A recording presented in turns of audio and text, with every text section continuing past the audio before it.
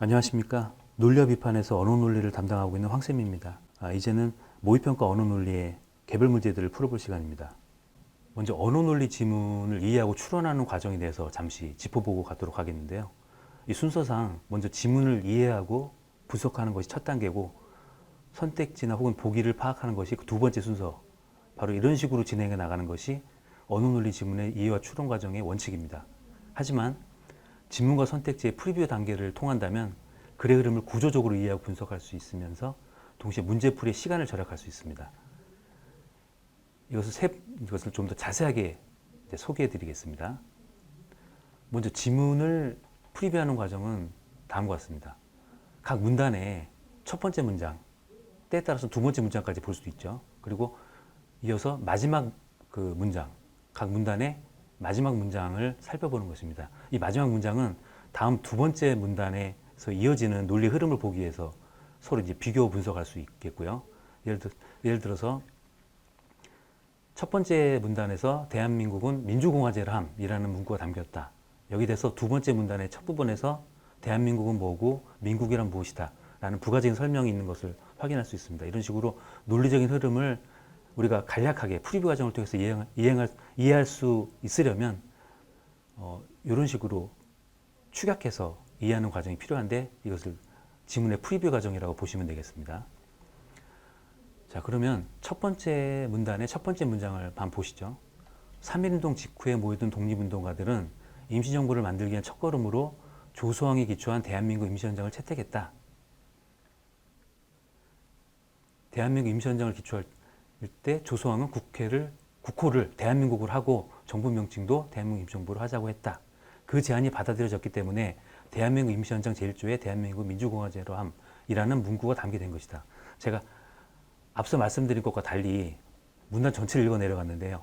이게 내용도 짧고 첫 번째와 세 번째 문장을 이해하기 위해서 두 번째 문장이 필요하거든요. 그래서 빠르게 일단 이해하기 위해서 넘어갔습니다.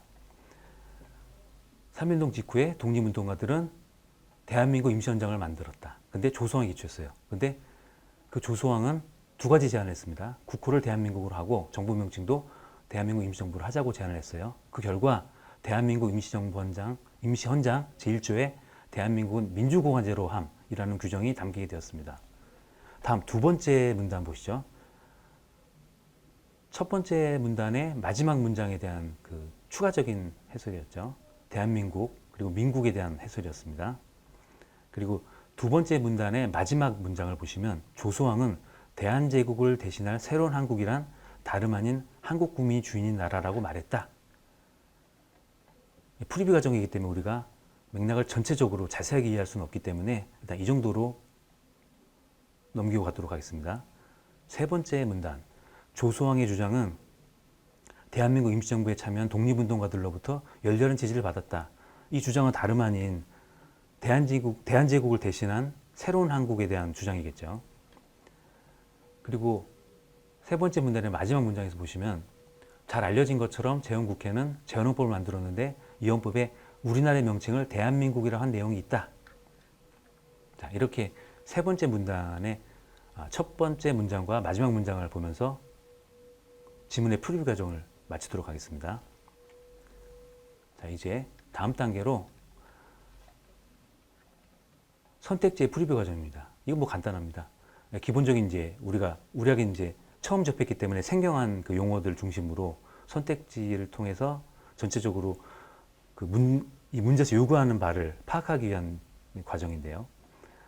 대한민국 임시정부, 건국강령, 대한민국 임시헌장 공포.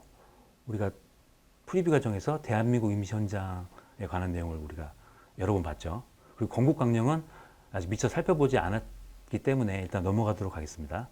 선택지 2번, 조소왕, 대한민국 임시헌장을 제안한 사람이죠. 대한민국 임시정부의 요청을 받아들여 대동단결선언을 만들었다. 대동단결선언 역시 우리가 미처 살펴보지 못했던 용어입니다. 이것도 본문에 들어가서 살펴보도록 하고요. 그리고 세 번째 선지, 대한민국 임시헌장이 공포되기 전에 한국이라는 명칭을 사용한 독립운동가가 없었다. 이것도 지문 파악에서 확인하도록 하겠습니다. 네 번째, 재헌국회는 대한제국의 정치제도를 개성하기 위해 대한민국이라는 국호를 사용했다. 이것도 우리가 아까 살펴본 세 번째 문단에서 나오는 내용인데 다시 지문 파악해서 확인하도록 하겠습니다. 마지막 선택지 5번. 대한민국 임시정부를 만드는 데 참여한 독립운동가들은 민주공화제를 받아들이는 데 합의했다. 이것도 첫 번째 문단 그리고 세 번째 문단에서 연달아 확인할 수가 있는데 이것도 지문을 파악하는 과정에서 다시 확인하도록 하겠습니다. 이제 본격적으로 지문을 살펴보도록 하겠습니다. 첫 번째 문단의 첫 번째 문장, 아까 봤던 내용이죠. 독립운동가들은 3.1운동 직후에 임시정부를 만들기 위한 첫걸음으로, 그러니까 이때는 임시정부가 만들어지지 않았어요. 조소왕이 기초한 대한민국 임시헌장을 채택했습니다. 대한민국 임시헌장을 기초할 때 조소왕은 국호를 대한민국으로 하고 정부 명칭도 대한민국 임시정부로 하자고 했습니다.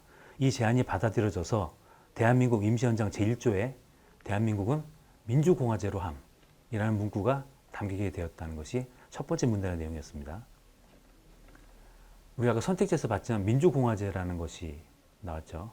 그래서 이런 주요 용어는 선택지에서 봤던 내용이기 때문에 다시 한번 머릿속에 각인을 시키고 넘어가도록 하면 되겠습니다. 두 번째 문단, 대한민국은 한국인들이 만든 민국이라는 뜻이고 여기서 민국이란 국민이 주인인 나라라는 의미가 담긴 용어다.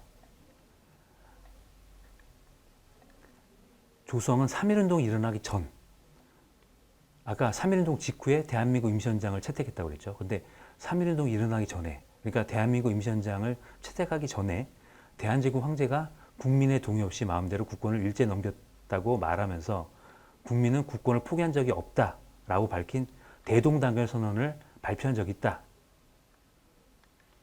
라고 했습니다. 3.1운동 직후에는 대한민국 임시헌장이 나왔고 3.1운동 일어나기 전에는 대동단결 선언이 나왔어요.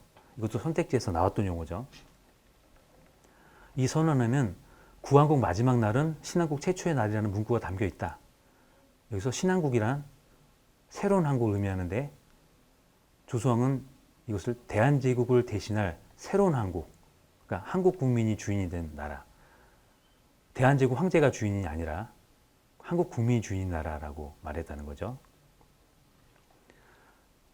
이와 같은 조소왕의 주장은 대한민국 임시정부에 참여한 독립운동가들로부터 열렬한 지지를 받았습니다. 독립운동가들은 황제나 일본 제국주의자들이 지배하는 나라가 아니라 국민이 주권을 가진 나라를 만들어야 한다는 데 뜻을 모았다. 독립운동가들은 국민이 주권을 가진 나라를 만들어야 한다는 데 뜻을 모았다라고 했습니다. 이것이 앞서 첫 번째 문단에서 대한민국은 민주공화제로 함, 이 규정의 채택과도 관련이 있는 내용이었죠. 자, 다음 1941년에 대한민국 임시정부는 이러한 의지를 보다 선명하게 드러낸 건국강령을 발표하기도 했다. 구체적인 시점이 나왔죠. 1941년. 이때 임시정부가 건국강령을 발표했어요. 그리고 다시 또 구체적인 시점이 나옵니다. 1948년에 제헌국회가 소집이 됐는데 제헌국회는 대한민국 임시헌장에 담긴 정신을 계승했다 라고 했습니다. 제헌국회라는 말의 뜻은 헌법을 만드는 국회라는 뜻이죠. 그러니까 당연히 제헌헌법을 만들었을 텐데 이 헌법에는 우리나라의 명칭을 대한민국이라고 했다고 나와 있습니다. 이처럼 지문을 빠르게 파악을 했고요. 이제 선택지와 이제 대응시켜 보면서 적절한 선지가 무엇인지 확인하도록 하겠습니다. 대한민국 임시정부는 건국강령을 통해 대한민국 임시헌장을 공포했다. 먼저 대한민국 임시헌장을 공포한 것은 언제입니까? 첫 번째 문단에서 우리가 파악했었죠. 3.1운동 직후에 임시정부를 만들기 위한 첫걸음으로 대한민국 임시헌장을 채택했다고 했어요. 따라서 3.1운동 직후에 만들어졌습니다. 그런데 건국강령은 1941년에 세 번째 문단이시죠. 1941년에 건국강령이 발표가 됐는데 이건 3.1운동이 지나서 한참 지난 시점이죠. 그런데 대한민국 임시헌장이 공포된 것은 적어도 3.1운동 직후는 아니라고 하더라도 채택했기 때문에 그 삼인동 직후와 그렇게 멀지 않은 시점임을 우리가 알 수가 있어요. 그리고 우리가 이 전체 맥락을 살펴볼 때 채택했다는 말과 공포했다는 말을 거의 동의어로 받아들일 수가 있습니다. 그래서 삼인동 직후라고 대한민국 임시현장의 공포 시점을 본다면 건국강령은 1941년이란 말이에요. 그래서 건국강령, 1941년에 만들어진 건국강령을 통해서 삼인동 직후에 채택된 대한민국 임시현장을 공포할 수는 없는 것이기 때문에 선택지 1번은 틀린 선지라고 볼 수가 있습니다.